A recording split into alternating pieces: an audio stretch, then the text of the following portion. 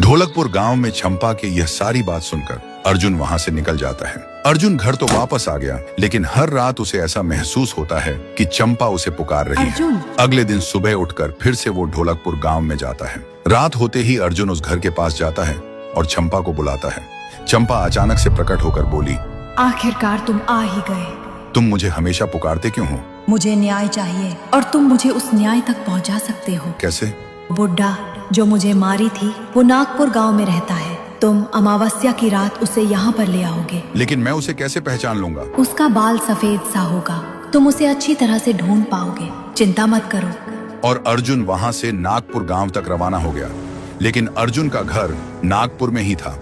अगले दिन अर्जुन उस सफेद बाल वाले आदमी को ढूंढने लगा और अचानक अर्जुन ने दिखा दो आदमी आपस में बातें कर रहा था और वहां पर था एक बुढ़ा जो सफेद बाल वाला था, लेकिन वह उसके पिताजी थे। अर्जुन हैरान हो गए और उसके पिताजी को बोलने लगा, पापा मेरे मम्मी कैसे गुजर गए? उसके पिता ने कुछ भी जवाब नहीं दिया।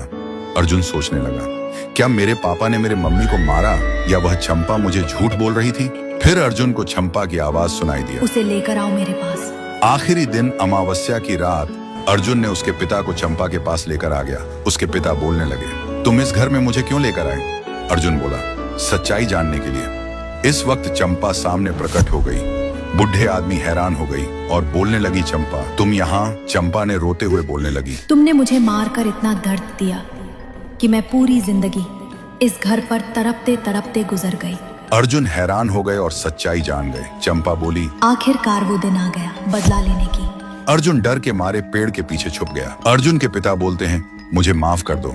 चंपा बोली, मैं इस पल का इंतजार बरसों से कर रही थी। और अचानक बादल चमकने लगे और चंपा ने उस बुढ़े आदमी को अपनी शक्तियों का इस्तेमाल करके लाल आग से उसको जला दिया और वह बुढ़ा आदमी आग में जलते हुए चिल्लाते चिल्लाते नाश हो गया। ये सब अर्जुन चुपके से देख रहा था। अर्जुन ने बहुत रोया क्योंकि उसके पिता ने उसे पाल पोस कर बड़ा किया और उससे बहुत प्यार करता था, लेकिन उसके मम्मी को न्याय देने के लिए यह सब उसे करना पड़ा। फिर अर्जुन के सामने उसकी मम्मी प्रकट हो गई और बोलने लगी, अर्जुन तुम मेरे बेटे हो। जब तुम छोटे थे मुझे मारकर तेरे पिताजी तुमको ले गए थे। तुम मुझे न्याय दिया। आज तुमने ये प्रमाण कर दिया कि माँ से बड़ा ये दुनिया में कोई नहीं है।